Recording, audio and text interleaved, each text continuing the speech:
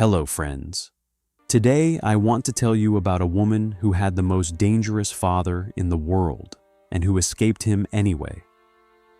Her name was Svetlana, and her last name was Stalin.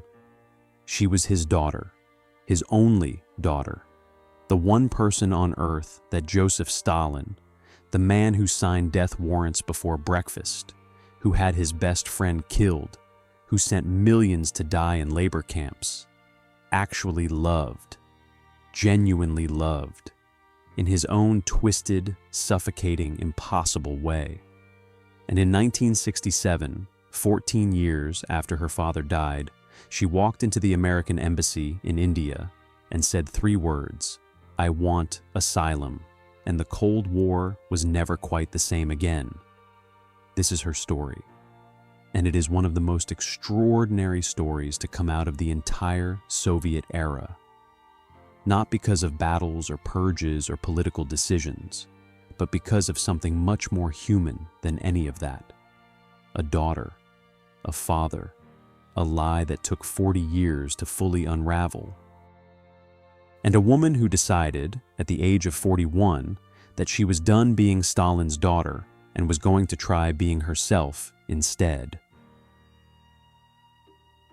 Let's go. Svetlana Alliluyeva was born in 1926 in Moscow.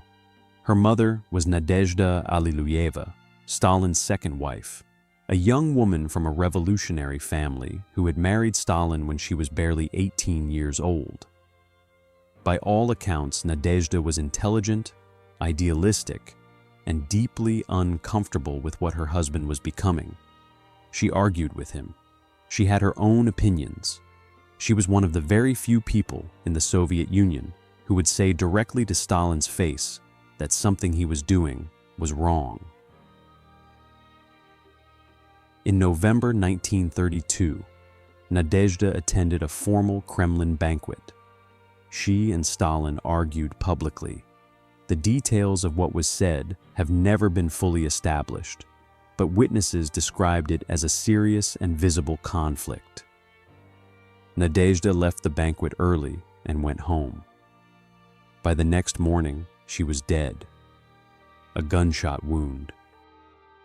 The official story was a heart attack. The real story was suppressed for decades. Svetlana was 6 years old. Stalin told her that her mother had died of appendicitis. A 6-year-old girl, her mother dead, and her father looked at her and told her a lie. That lie is where Svetlana's story really begins. Because from that moment forward, everything in her life was built on a foundation that was not true. She grew up in the Kremlin, in the Dachas, surrounded by the most powerful people in the Soviet Union. She had everything that money and power could provide. Good schools, good food, good clothes, a childhood that looked, from the outside, like the most privileged childhood imaginable. And underneath all of it, a hole, the shape of a mother who was there and then was not there, and a father who had lied about how she disappeared. Now let's talk about Stalin and Svetlana, because the relationship between them was real, and it was complicated, and you need to understand it, to understand everything that came after. Stalin adored her when she was small. He called her his little sparrow. He wrote her affectionate letters when he was away, letters that showed a warmth and a playfulness that almost nobody else ever saw in him. He kept her photograph on his desk. When she was very young, he would carry her on his shoulders and let her be simply a child with her father for a little while. And this was genuine. It was not a performance. The people who were around them described it as the one authentic human relationship in Stalin's life after his wife's death. He had a capacity for this one thing, his love for his daughter, that the rest of his life had extinguished everywhere else. But here is the problem. Stalin's love was not the kind of love that lets a person grow. It was the kind of love that holds on. For Svetlana, it was the first time in her life that someone was paying attention to her as a person rather than as Stalin's daughter. When Stalin found out, his reaction was not the reaction of a worried father concerned about the age difference. It was the reaction of a man who owned something and had discovered that something was being touched without his permission. He summoned Svetlana. He looked at the letter she had been writing to Kapler. He called Kapler a British spy, the standard accusation for anyone who needed to be destroyed quickly. And then he slapped Svetlana across the face. Kapler was arrested within days. He was sent to a labor camp in Siberia for 10 years, not for anything he had done, for falling in love with the wrong girl. Svetlana never forgot that slap. Not because it hurt, though it did, but because of what it said. It said that her father's love had a price, that the price was obedience, that the moment she acted like a person with her own desires rather than his little sparrow, the warmth could be switched off and the power switched on. Just like that, she was 16 years old when she learned this. She would spend the next 50 years processing it. After Kapler, she married, twice in quick succession, in the way that young women sometimes do when they are trying to build a life and do not quite know how. Her first husband was Grigory Morozov, another Jewish man, which Stalin disapproved of and made clear he disapproved of, though he did not destroy this one. The marriage produced a son, Joseph, named after his grandfather, whether Svetlana wanted that or not. The marriage ended. Her second husband was Yuri Zhdanov, the son of Andrei Zhdanov, one of Stalin's most senior officials. This marriage was more politically convenient and therefore more acceptable to Stalin. It produced a daughter, Katya. It also ended. Svetlana was discovering that she was not very good at marriages that she entered for reasons other than love. She was not very good at living a life that someone else had designed for her. And then in 1953, Stalin died. He died the way we covered in a previous video, collapsing on the floor of his bedroom at the Kuntsevo dacha, lying there for hours before anyone dared to open the door, dying slowly over 4 days as the men who would fight over his inheritance stood around his bedside and waited. Svetlana was there for part of it. She described his death in writing later, described the moment when he opened his eyes one last time and looked at the people in the room. And the way he raised his hand, she said, almost as if in threat or in farewell. She was not sure which. After his death, she expected something. She was not sure what. Relief, perhaps, or grief. The grief of losing a father, even a father like hers. What she actually felt was more complicated than either of those things. She felt the beginning of a very long process of trying to understand what her life had actually been, what was real and what was constructed, what her father had actually been underneath the image, because the image was everywhere. Stalin's face on every wall, Stalin's name on cities, on streets, on factories, Stalin as the father of the Soviet people, the title that had been given to him officially, the role he had played publicly, Stalin as the man who won the war, Stalin as the great leader, Stalin as everything. And Svetlana knew things about Stalin that the image did not contain. She knew the slap.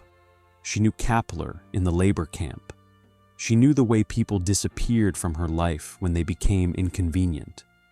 She knew by now the truth about her mother's death. The real truth, not the appendicitis story. She knew that her mother had shot herself, or had been shot.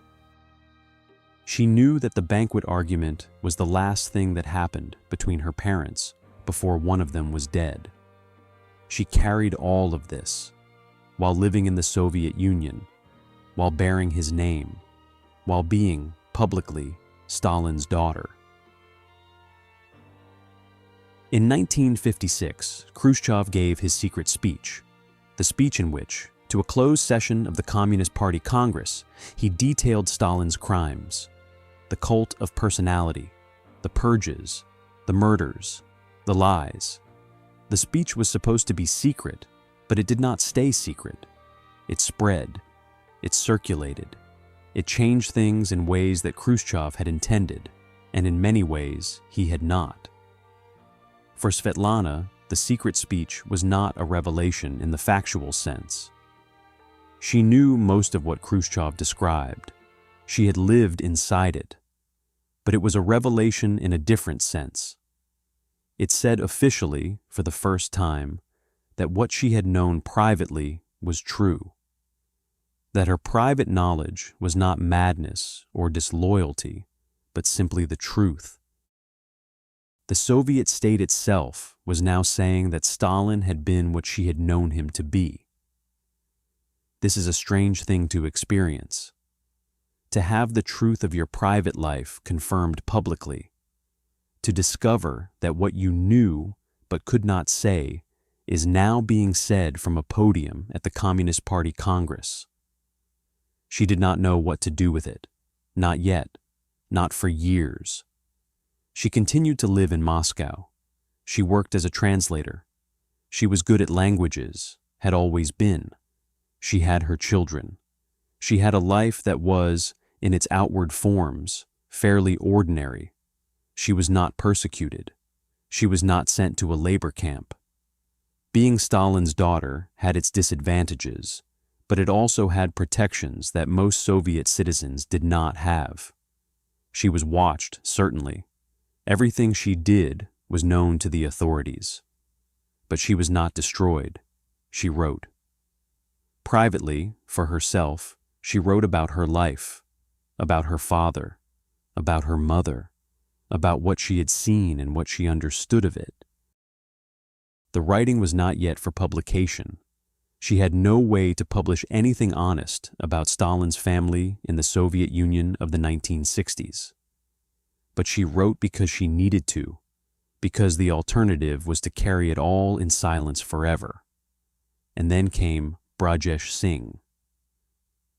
Brajesh Singh was an Indian communist, a man she met in Moscow in the early 1960s through the social circles of the Soviet intelligentsia.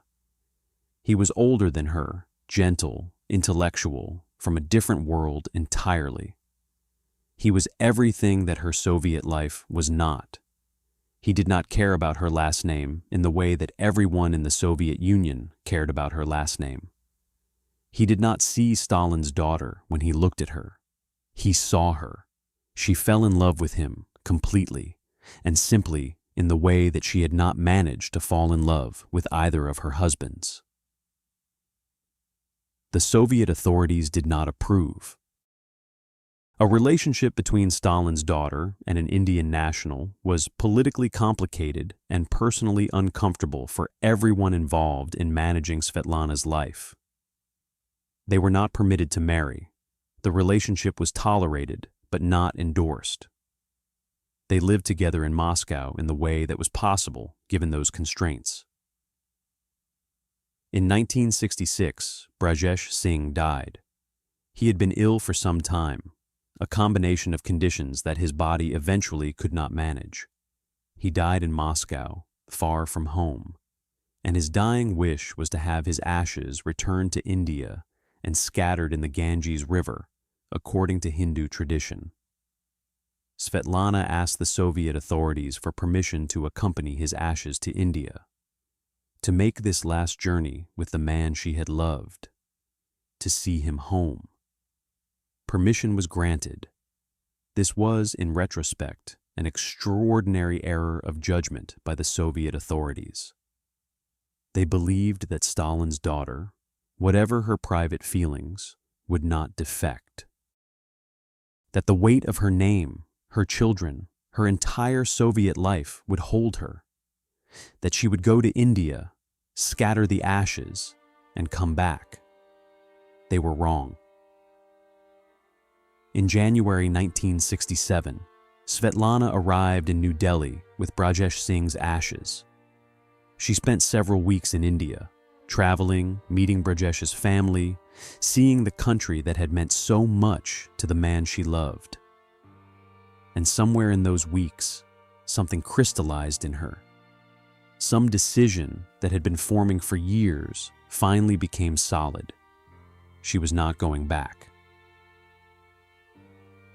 On March 6, 1967, Svetlana Alliluyeva walked into the American embassy in New Delhi. She told the duty officer that she was Stalin's daughter, that she wished to defect to the United States, that she wanted political asylum. The American embassy was, for a moment, completely stunned. Think about what this looked like from the American side. It is 1967. The Cold War is at its height. The Vietnam War is ongoing. Relations between the United States and the Soviet Union are deeply hostile. The intelligence services of both sides are in constant covert conflict. And Stalin's daughter has just walked through the front door of the American embassy in India and asked for asylum. The CIA was immediately involved. The State Department was immediately involved. There were questions about whether to accept her, whether the diplomatic complications were worth it, whether this was some kind of elaborate Soviet provocation or intelligence operation. There were intense internal debates about what to do. They accepted her. She was quietly moved out of India. The Soviets were going to figure out what had happened very quickly, and the Americans wanted her safely out of reach before that happened. She was taken to Rome and then to Geneva and eventually to the United States. The whole operation was conducted with as much secrecy as could be managed. When the defection became public, it was an enormous story, worldwide news. Stalin's daughter had defected to the West. The symbolism was almost too perfect. The daughter of the man who had built the Soviet state, the beloved child of the great leader, had chosen America, had chosen freedom, had walked away from everything her father had made. The Soviet response was fury, official fury, performed fury, the particular outrage of a state that has been embarrassed in front of the entire world. Pravda published statements. Soviet officials gave interviews. The defection was described as the act of a mentally unstable woman who had been manipulated by Western intelligence agencies. Her children, who were still in Moscow, who had known nothing of their mother's plans, were brought forward to condemn her publicly. Her son Joseph gave interviews saying his mother had betrayed her country. Her daughter Katya said similar things. Svetlana learned about her children's public statements from newspaper reports in the West. She read them and she understood exactly what was happening. Her children were not freely expressing their opinions. They were doing what you did in the Soviet Union when the state required you to do something. They were surviving. She did not blame them. She said so publicly. She understood. And then she wrote the book. It was called 20 Letters to a Friend. She had actually written it in Moscow before she defected. The private writing she had been doing for years, shaped into a manuscript, carried out of the Soviet Union somehow, and now ready for publication.